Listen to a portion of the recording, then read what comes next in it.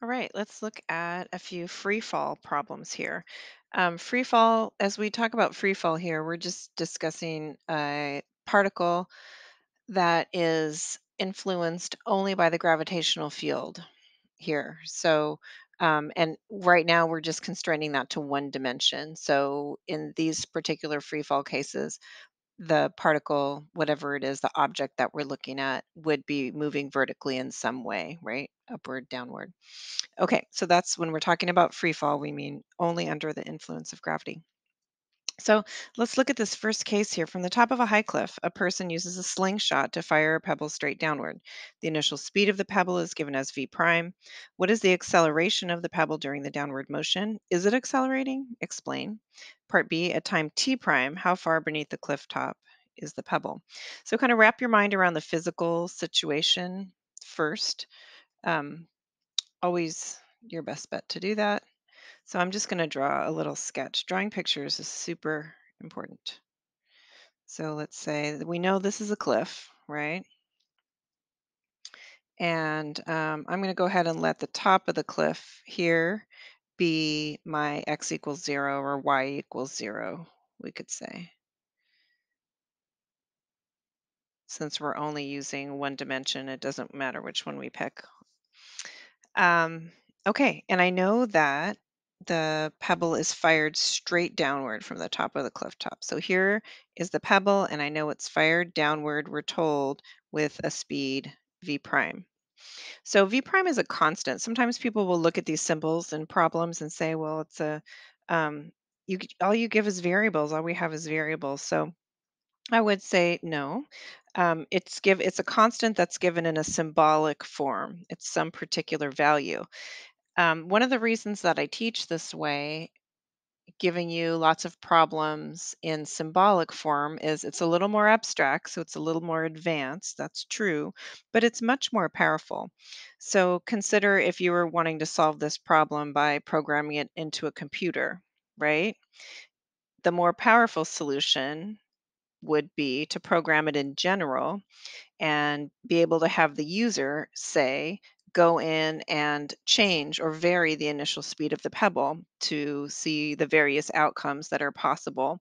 If you're not doing that, if you're just popping in a number, and if I give you a problem that's just one numerical value, then you're just basically using the computer as a calculator in that way. So the more general our solutions can be, to a point, I guess, then the more powerful they can be because we can solve a multitude of cases.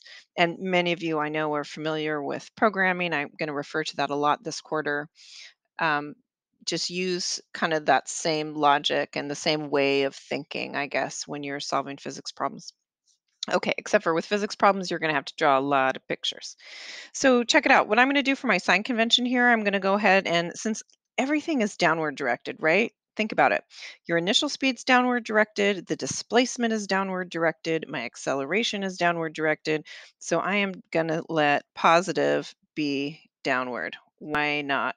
Otherwise, I'm just inviting myself to have a whole bunch of negative signs, which I don't really need to have. So I'm going to let positive be downward. I'm given that the initial velocity is v prime. That'll be positive in my sign convention. I know the acceleration of the particle, it's in free fall, so the acceleration is equal to g, and that's positive because it's also directed downward. I strongly ask you to not call g gravity. Gravity is a concept. It's a concept that says that objects with mass bend the space around them. It is not a number. So this little g, all it is, it's just one value that only applies to an acceleration near the surface of one planet that happens to be useful because we live on that planet. But let's not confuse the larger concept of gravity with this one value. So let's refer to that as g. Doc physics refers to it as baby g. So if you want to do that, that's okay. All right. So the first one is asking the acceleration of the pebble during the downward motion. So yeah, the acceleration is going to be gravitational acceleration. So that will be equal to g downward. So I can answer A and just say acceleration is equal to g, and that's in a downward direction. Great, because acceleration is a vector. I want to give a direction to that too, or in the positive x direction, you could say. The second, oh, is the pebble accelerating? Explain. I would say here, yes, it's in free fall. Sometimes students get confused with this one because they think about when the pebble is in contact with the slingshot. Like, well, what's the deal with the slingshot? So it's true, if you use a slingshot while the pebble is in contact with the slingshot is going to be exerting force on the pebble as well as weight, right? As well as the gravitational force. So we don't have enough information in this problem to be able to know what the acceleration is while it's still in contact with the slingshot. But that is such a small moment in time compared to the pebble traveling downward over the cliff, right? So we say, well, we do know the acceleration, and this is after it has left the slingshot. Okay. Um, Part B, at time t prime, how far is the beneath the cliff top is the pebble? So cool. Um, I think now is when I want to like look at my kinematics equations and think about what's useful here. I'm going to go ahead and change up color to blue and notice that we are interested in how far. So we're interested in a distance and we're given a time, t prime.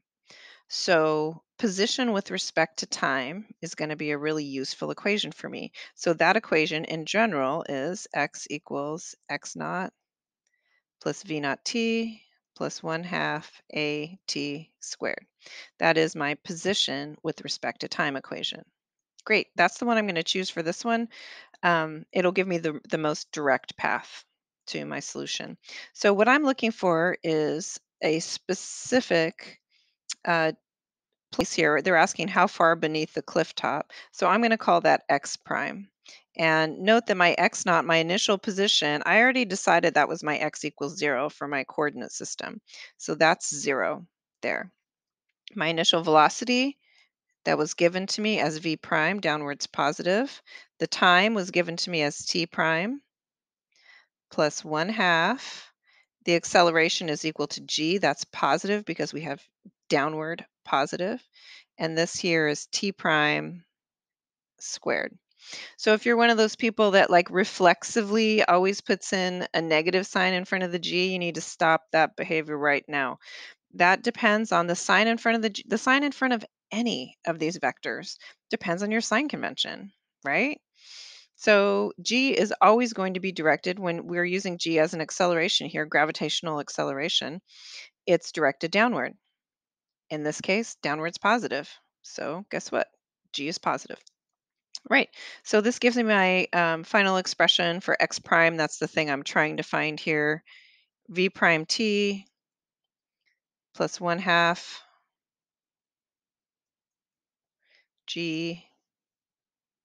Sorry, that's a plus g t prime squared. So g is a constant. We can consider that to be something that's given. I'm just gonna make this a little nicer. Okay, so this is my final expression, and you could be like, well, how's that an answer? It is. It's in terms of the givens. Givens are v prime, t prime, right? That's in there, and a constant, which is g, which is given. So if you were coding this into a computer, you could ask the user for different inputs, right? You could ask the user for um, the initial speed out of their slingshot. You could ask the user to tell you what time you wanted to find the height at what particular time, or you could ask the user to give you the x prime and then you could calculate the t prime, right? You see all kinds of different options here. And those of you that code, you know exactly how to do this. All right, so that is number one. Let's move on. Number two, an arrow is fired from the ground level straight up with an initial speed alpha. How long is the arrow in the air before it strikes the ground? So nice and simple. Straight up, straight down.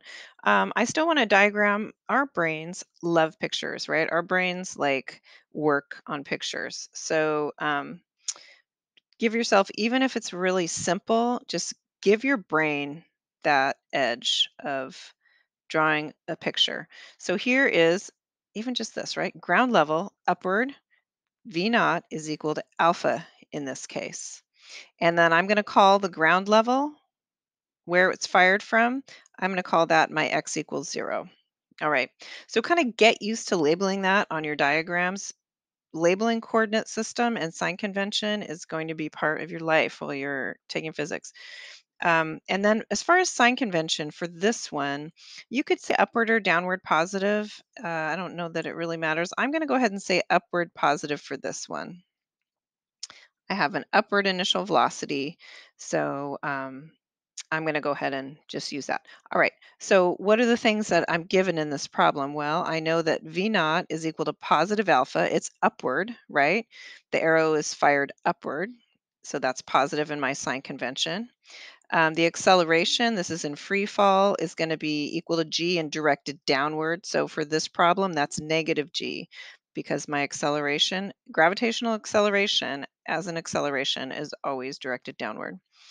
My final and initial position are both equal to 0, right? It starts on the ground and it comes back to the ground. My initial and final position are both 0. So that's kind of cool. So I can say my x final equals my x initial equals 0. That's super handy. Again, notice in this problem that there's a how long part. So that tells me that I'm interested in time. I want to choose an equation that involves time. I don't necessarily want to choose velocity with respect to time in this one.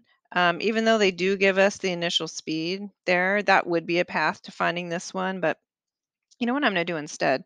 I'm going to use position with respect to time. So let's look at that.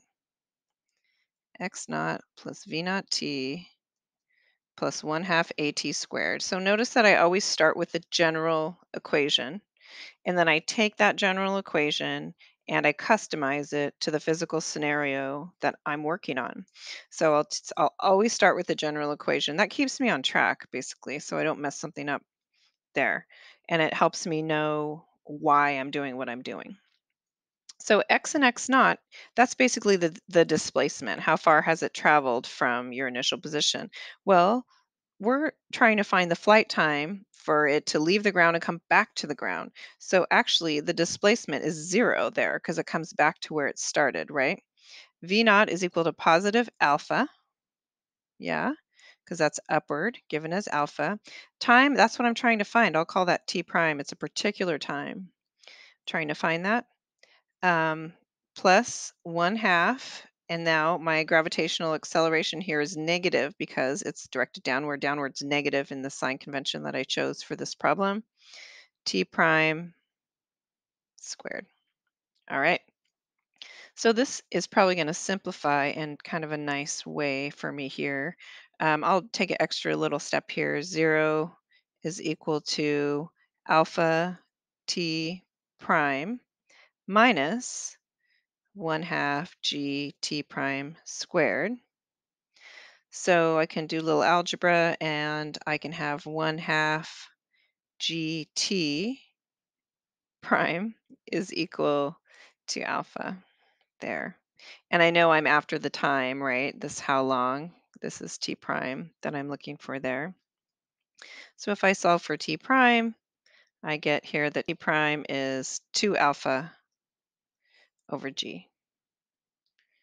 So again, here's my final answer. It's in terms of given. This alpha is given, and this g here is a constant that we can consider to be given. All right.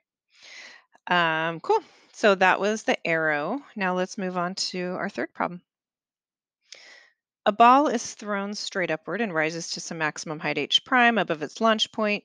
At what height above its launch point has the speed of the ball decreased to 1 half its initial value? Oh, so it's tiny bit more interesting than the last two problems. Again, I'm just going to draw a simple sketch. Here is the launch point. All right. I'm going to let that launch point be equal to my x equals 0. So this is where it was launched from there. Um, and it's launched from this with some initial velocity. We don't know, right? We don't know what that is. And it gets to some maximum height here, oh, we do know what that is. That's given to us as h prime. That's equal to the maximum value of x. That's pretty handy. I'm going to use positive upward for my sign convention here. So notice that I do have a coordinate system. It's one-dimensional coordinate system. A coordinate system consists of your origin, where's the origin, and a sign convention.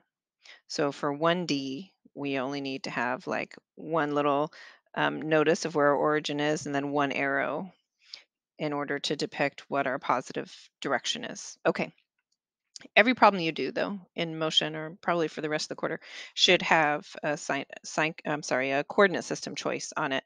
I will rarely choose the coordinate system for you. I think it's important to be able to approach a physics problem, which is usually about a scenario that occurs in nature, and the coordinate system is an artificial layer, of course, artificial and superficial, right? That we place on top of what's going on in nature to help us solve the problem using the tools that we have. So I think it's important for you to have the skill to choose a coordinate system and then overlay that coordinate system for whatever logical reason you're choosing it on top of your on top of the physical scenario.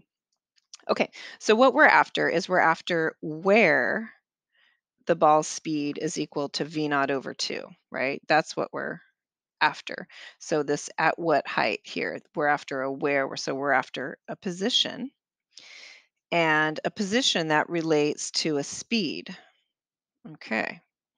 So a lot of times students will be like, well, how do I know what equation to use? And sometimes there's no simple answer, but if you look at the problem, usually it's in the wording of the problem. So in this case, this is asking me if I can relate a position and a speed.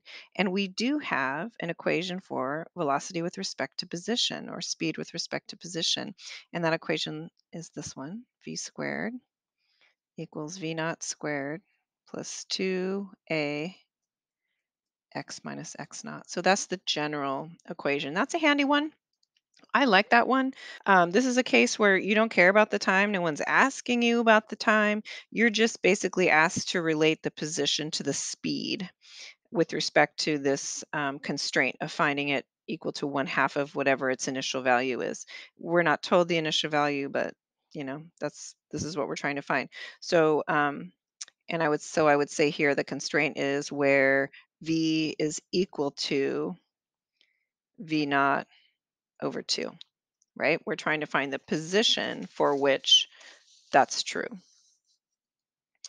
Um, all right, so basically I can kind of put these two things together here. So I'm going to start over here, v squared. I'll start again with my general equation. And I'm interested in the position, so I'm just going to solve for the x minus x naught and get that on one side of the equation because that's what I'm interested in. And it is often useful to isolate the thing you're interested in early on in the problem. And that helps you see, like, well, what else do you need in order to solve for it?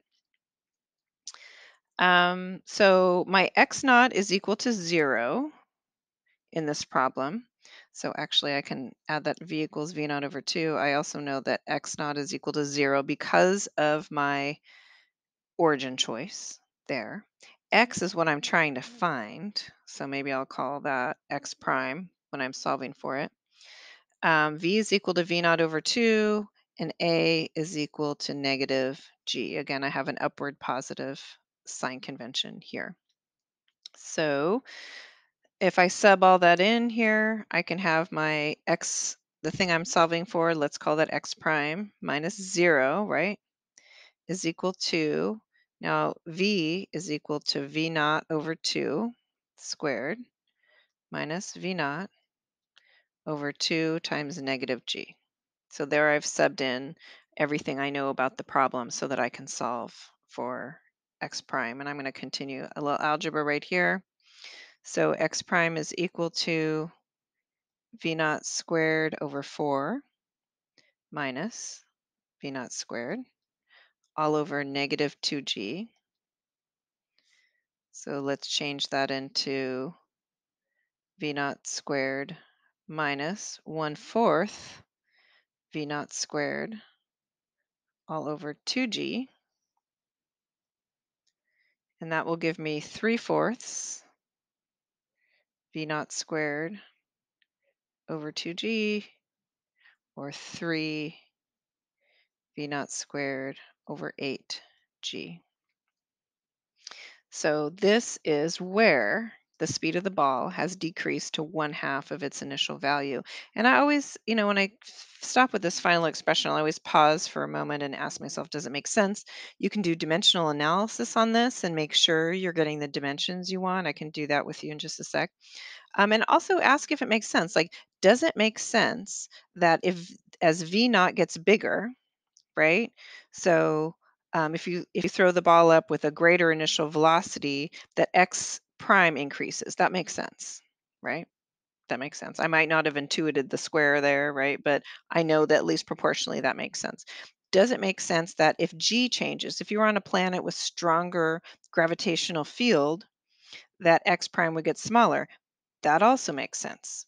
So at least you can do a little bit of physical analysis, and I encourage you to do that on the expression that you get. This is another reason that symbolic problems are just so superior to a single numeric case. If I did a single numeric case here, I could get an answer like 4.9 meters, okay, and not be able to do this physical analysis in order to have a feeling for if my expression is any good or not. And then, of course, the obvious that I wouldn't be able to have something I could program into a computer and that could work for many, many cases. Okay, so dimensional analysis, let's hit that super quick, you guys. If I wanted to do that here, so notice that this is x prime, so that should be in meter, the unit of meters or dimension of length, right? So if I look here, 3 doesn't have units, but the v naught, let's just use units here. The v naught is going to be meters per second, and that's squared. So I've got meters squared, then I've got seconds squared in the denominator. The g is meter over second squared, and it's in the denominator, so that gives me a meter here and a second squared in the numerator. The second squareds go away, 1 power of the meters go away, and I'm left with a single meters or single length dimension. In the numerator, that's what I needed for my length. So it's not a guarantee that your answer is completely right, but it's a really good way to at least have a rough pass at your answer to see if you at least got the dimensions right. I catch errors this way for myself frequently, so I suggest that doing that. It doesn't take very long, and you get faster at it the more you practice. V naught is not given in this problem. What's given here is H prime. So I realized after I boxed my answer that yeah, I can't be too proud of myself right now because it's not given in terms of V naught. It's given in terms of H prime. So what we need to do is we need to express V naught in terms of H prime. So let's focus on that now. I'm going to write that out what we're doing. Again, we haven't noticed that we have an expression in terms of V naught, but we need it in terms of H prime. So what I would say now is um, we need to express V naught in terms of H prime because H prime is what is given. So my final answer should be in terms of that. So H prime is the maximum height, V naught is the launch speed, right? So here I'm going to go back to this equation, velocity as a function of position,